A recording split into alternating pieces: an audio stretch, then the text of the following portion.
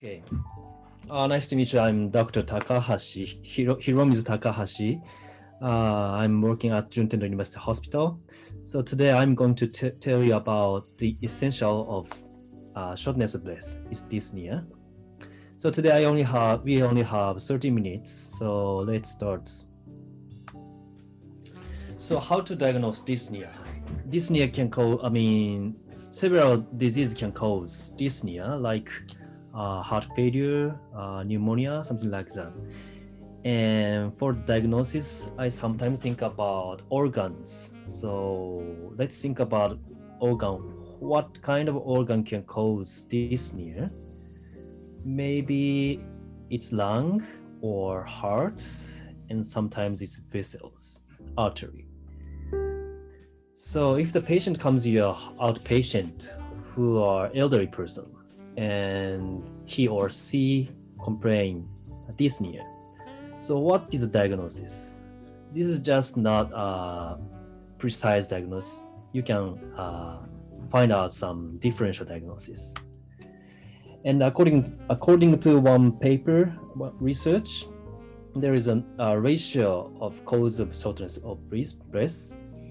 So can you have to think about it. What is number one, which is 43%? What is number two, which is 35%? And if you have any idea, you can write down at the Q&A. Okay. You can write in the chat box. Chat box, okay. So this is the answer. Of course, it depends on the epidemiology and it depends on the country situation. But according to this paper, the biggest number of shortness of breath was heart failure. Second one was pneumonia. Third one was COPD. Fourth one was pulmonary embryism. But you have to think about that. Pulmonary embolism is difficult to find out because you have to use contrast CT scan. So maybe the number of 18% is slightly lower. You have to know real number of pulmonary embolism more higher. So do you have any experience that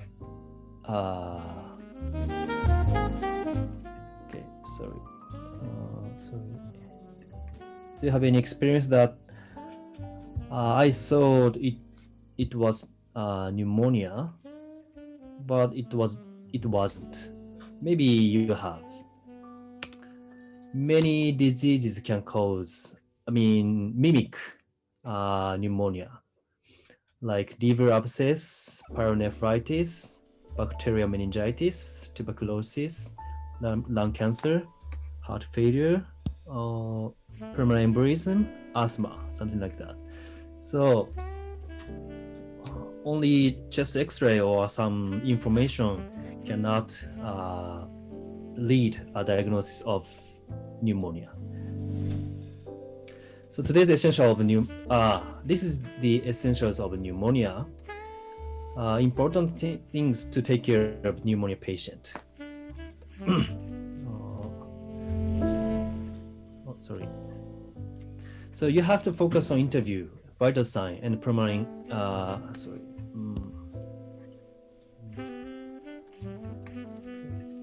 You have to focus on interview, vital sign, and physical examination.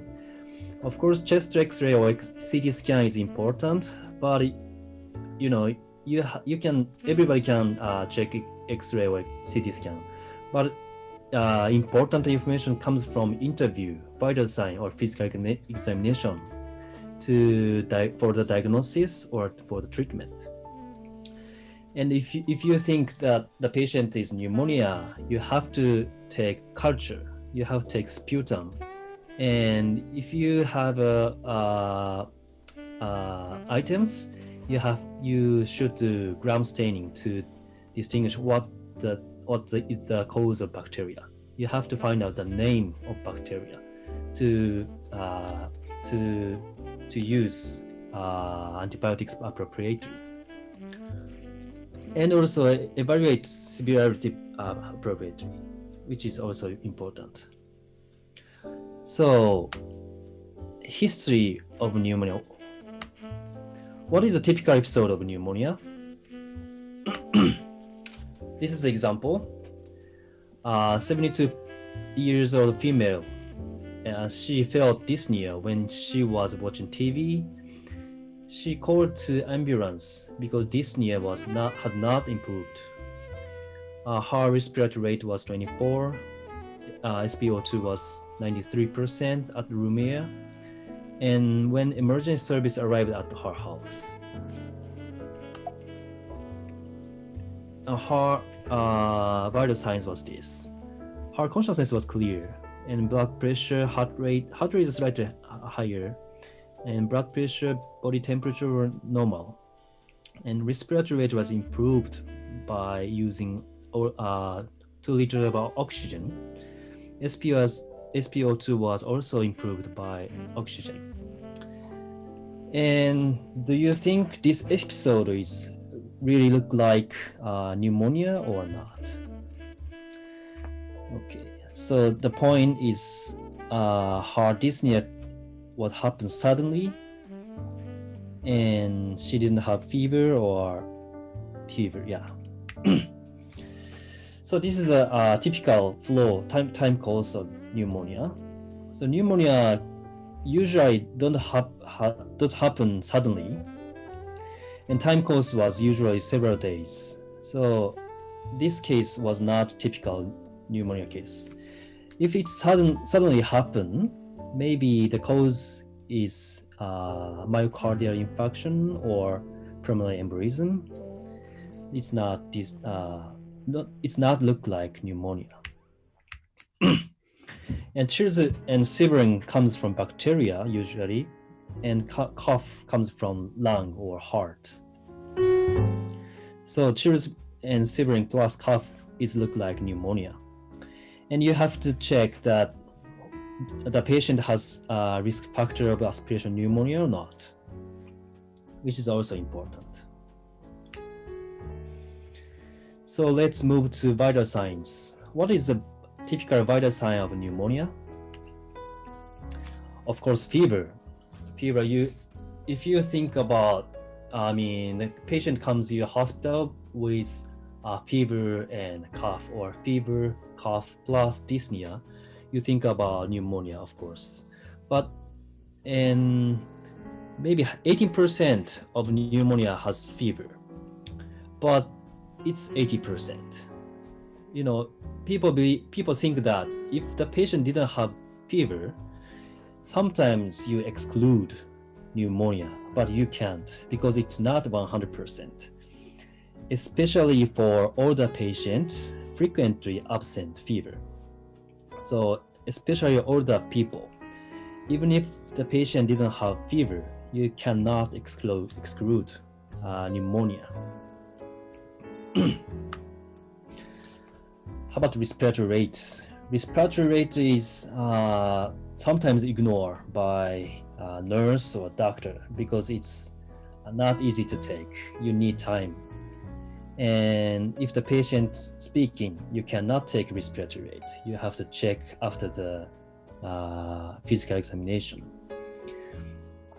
And this is one research. More than 90% of pneumonia patients' respiratory rate was over 25 times per minute. And also, respiratory rate is the most sensitive marker of pneumonia. So checking respiratory rate is important. Of course, this is not perfect, but this is a very useful marker to know if the patient is pneumonia or not. So do you know Quicksilver score? So please, Dr. Hara, please check the vote. Yeah, okay, so we're gonna start the vote again. So do you know Quicksilver score, which stands for Quicksilver score?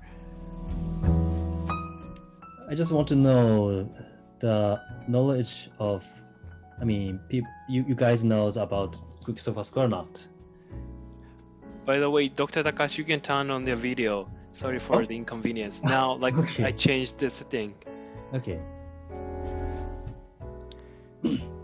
Okay, since like almost 75%, almost 80% Hmm. vote. Okay. Okay, that's great. Okay, 70% of people don't know about Quicksilver score. Okay, so maybe you guys know sepsis. Sepsis really is just condition of patient and Quicksilver, which tell us the emergency. So if the Q-SOFA score, this is the Q-SOFA score, and the point was, if the respiratory rate was over 22 and disturbance of consciousness, if there is disturbance of consciousness, or systolic blood pressure was lower than 100%, and more than two items are fit for the patient, we can say the patient is sepsis, look like sepsis, and if the patient is sepsis, you have to do treatment as soon as possible. So you have to hurry up. And the good point of this Quicksilver score is you don't have to do not any exams. Just you check respiratory rate by eyes, and you have to ask something to the patient to know disturbance of consciousness, and just you check blood pressure. That's it. So very quickly you can do it. So you have to check Quicksilver score for the patient if you think the patient is not good. So the next one is physical examination. Have you ever heard the DEAR rule? Maybe many doctors don't know about this rule, and I also don't know much about this. But this is one prediction score to know the patient is pneumonia or not.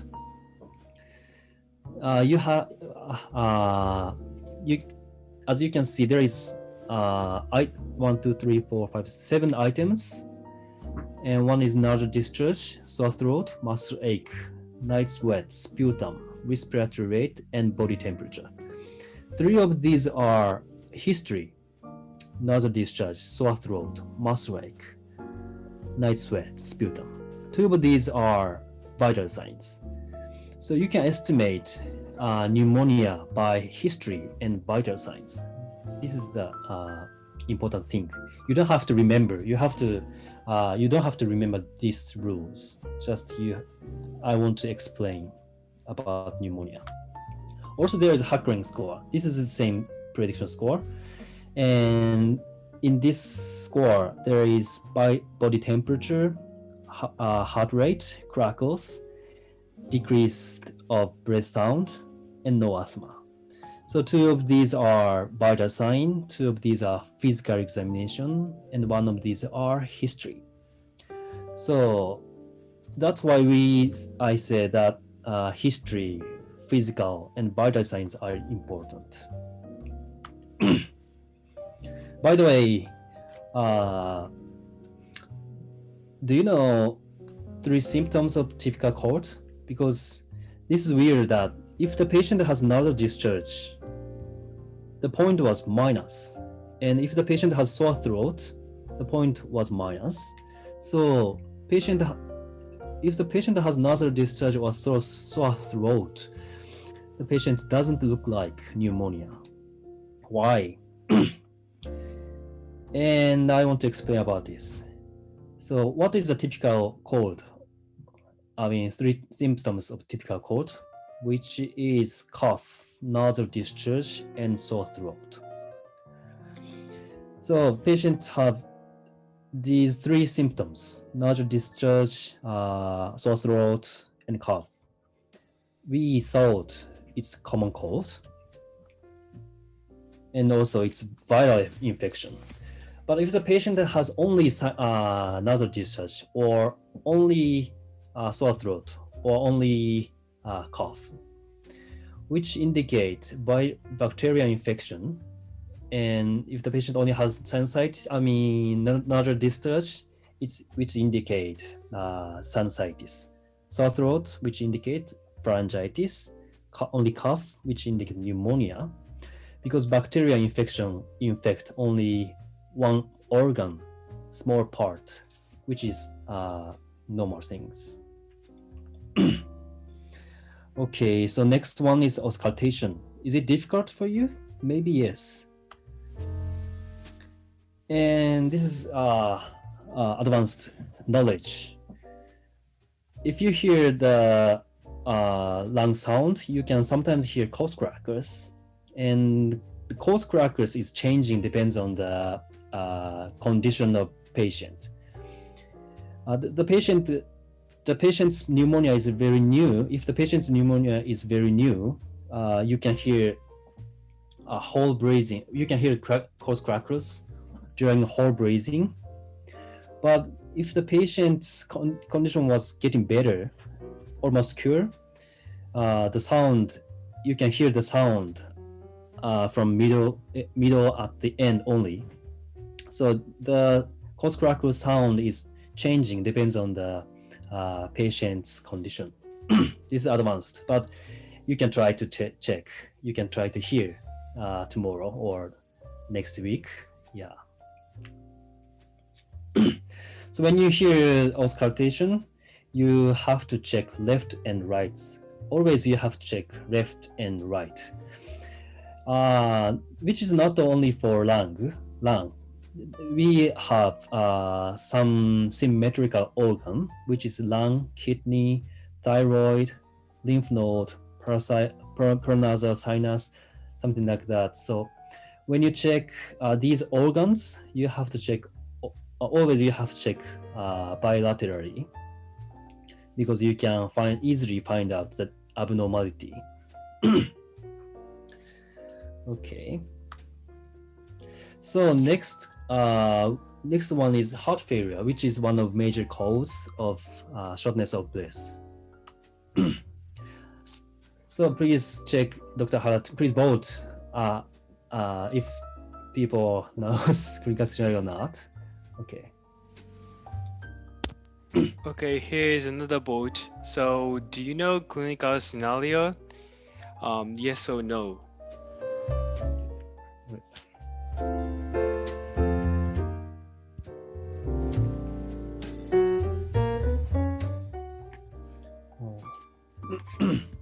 Okay. Okay, now I'm gonna show you the results. So Okay. we're gonna end. Oh, this is more popular than Quicksilver. That's good. So clinical scenario is very useful score for, maybe for me it's for just emergency situation. This is very useful because you can estimate the cause of heart failure, condition of heart failure by systolic blood pressure. If the blood pressure was higher, in this case, in this clinical scenario, it's 140 over 140, but you have to check if patient has hypertension or not. But higher systolic blood pressure, which indicate, you can estimate diffuse pulmonary edema plus peripheral vessel failure. But the blood pressure is lower, lower or middle. If it's middle, from 100 to 140, which indicate whole body edema.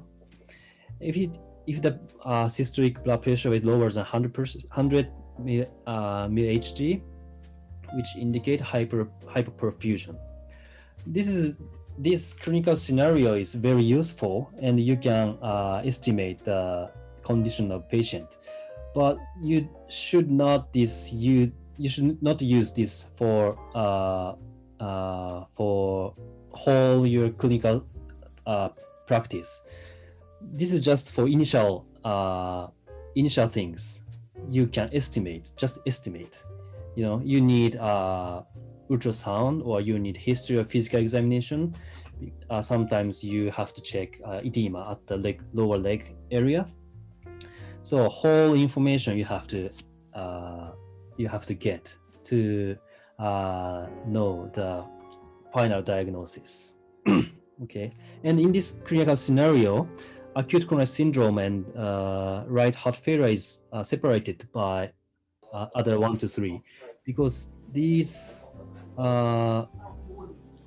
two things are totally different from 1 to 3, and the treatment is also different.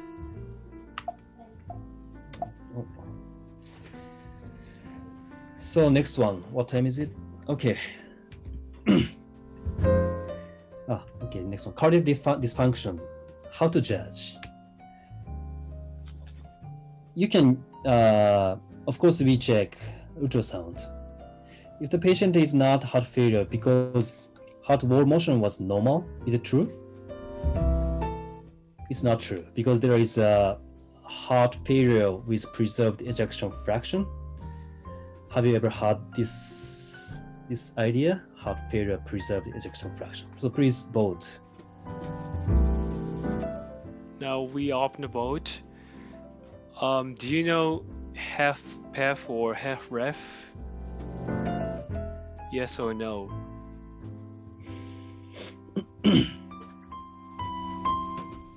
This is important. Half ref, half PEF. Because our results is interesting. Mm-hmm. So okay, half, right. half and half. Okay, so half ref and half PEF is important, because even if you check ultrasound and the heart wall motion was normal, you cannot exclude heart failure, because there is a heart failure with preserved ejection fraction. So what's happened at the half PEF? We call it half PEF. Heart failure with preserved ejection fraction. We call it half PEF. Okay. What's happened at the half PEF? It's happened at disturbance of expansion, not only contraction. There is an idea of expansion disturbance, and also which is higher number than contraction disturbance. If the specialist of ultrasound can find out this wall motion disturbance, but which is not easy. So for the just clinician, not specialist, you can estimate by blood pressure. What do you think about 156 per 122 mHg, which is higher, of course, but blood pressure is preserved? No, it's not. Diastolic blood pressure is high. Yeah, it's correct, but the best answer was pulse pressure is low. Pulse pressure is low. What is pulse pressure? Pulse pressure is systolic blood pressure minus diastolic blood pressure. And you can estimate low cardiac output by pulse pressure. If systolic blood pressure minus diastolic blood pressure was lower than 25, which indicate lower cardiac output. This is also just estimate, but you can think about it. Also, there is a proportional pulse pressure, which is pulse pressure divided by systolic blood pressure, which if it's lower than 0.25, which also indicate low cardiac output. This is a little bit confused, so I can skip it. Just you check pulse pressure, systolic blood pressure minus diastolic blood pressure. For example, if the patient's systolic blood pressure was 100 and the DBP was 75, which is 100 minus 75 equal 25, which is low, you can estimate that the patient has low cardiac output.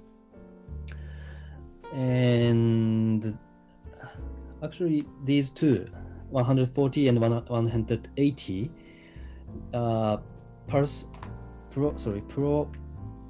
proportional pulse pressure was lower. That's why you have to think about lower cardiac output too. Okay, so next one is physical examination. When you see heart failure, you have to check at least these 6 things: past medical history of heart failure, paroxysmal nocturnal dyspnea, orthopnea, weight gain, jugular vein distension, or lower leg edema. So these 6 history or physical exam is very important to diagnose heart failure. This is important. Even if you find out pneumonia, you cannot exclude heart failure. And also, even if you find out heart failure, you cannot exclude pneumonia.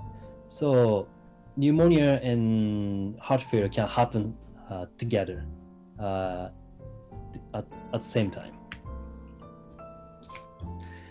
And sometimes for pneumonia patient or heart failure patient, you use O2 too much.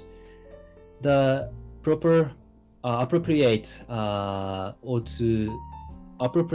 use of O2 is, the goal of SpO2 is 94% to 95%. And if the patient has COPD, the number is different. It's 88% to 92%. This is the goal of oxygen. This is also important. Sometimes X-ray is normal in pneumonia. Why? Because in early onset of pneumonia, sometimes you cannot, there is no water at the lung because you need inflammation to pull water from outside. So if it's too early, you cannot find findings of X-ray. Also, if the patients have dehydration, you cannot see any abnormality at the chest X-ray, or maybe it's not pneumonia. So even if chest X was normal, history or physical examination or vital sign look like pneumonia, you cannot exclude pneumonia. But it's not so frequently happen. But you have to know. So finally, the last disease is pulmonary embolism. How to find out? It's really difficult because for the diagnosis, you have to use contrast CT scan, and there is no typical symptoms or history. Of course, there is a risk factor, but you cannot diagnose by other exam. So you have to think about the episode of the patient. And if the patient has tachycardia, tachypnea, hypoxia, and which cannot explain other things like pneumonia or heart failure, you have to think about pulmonary embolism. So this is the good information. And also, if the patient can walk, you walk together. Sometimes patients are normal when the patient is lie down and rest. But when the patient walk, sometimes patients complain dyspnea or shortness of breath. Sometimes just respiratory rate was higher. So you have to check vital sign or physical exam during walking, which is very important. Okay, this is my last slide. So I'm sorry, just I spent 30 minutes. Okay, So, thank you so much, okay. Dr. Takahashi. Thank you so much for your great presentation. And your slides are very organized and well designed, which I was really impressed. So now we would like to move on to the Q&A session. So you can ask any questions by using Q&A button or chat box. And we have received one question. So the question is, why do we use the hypertension for grade the heart failure? It can Okay. be something about like clinical scenario Okay. or Yeah. something. Yeah. Because clinical scenario is it's based on systolic blood pressure, and if the patient's blood pressure was normally for example 180 or 200, even if the patient's condition was whole body edema, the patient's blood pressure is sometimes over 140, like 150, 160. That's can happen. That's why you have to check hypertension if the patient has hypertension. That's the reason. Yeah. Okay, thank you. Now we have another question. Does Q-SOFAR and SARS, which one is better to evaluate sepsis? Quicksilver and SARS, which is better? Oh, that's a very good question. It's not easy to explain short term, but recently Quicksilver is very used in hospital. But also SARS is also important. But the biggest difference is Q-SOFA can check just 1 minute or 5 minutes. But SARS, you need blood test. That's the biggest difference. So at first, you use Quicksilver is better. This is just my opinion. Okay, thank you. So, like, we have other APSARA members. Do you have any comments or questions to us? Sure. Hi, everyone. My name is Yuji Yamada. I'm one of the board member of this APSARA. I wanted to make a brief comment on Dr. Takahashi's presentation. First of all, thank you for great presentation, Dr. Takahashi. Thank you. So he has introduced a lot of useful clinical prediction scores and common presentation of common diseases. But I think it's important to know that at the same time, we need to be aware that oftentimes clinical prediction scores cannot be applied to elderly population, and they can present with uncommon symptoms. So when you see young patients, they usually present with typical symptoms. Let's say in the setting of pneumonia, you're gonna see fever, cough, and sputum. However, when you see old patients with pneumonia, maybe you don't see fever, you don't see cough, but still, it can be due to pneumonia. For example, old patients can present only with altered mental status in the setting of pneumonia. So you need to be cautious of this. So once again, when you see young patients, you can certainly use your textbook or clinical prediction score to make your diagnosis. However, when you see the elderly population, we need to be more thoughtful and cautious of uncommon presentations of common diseases. That's only my comment. Thanks. Thank you.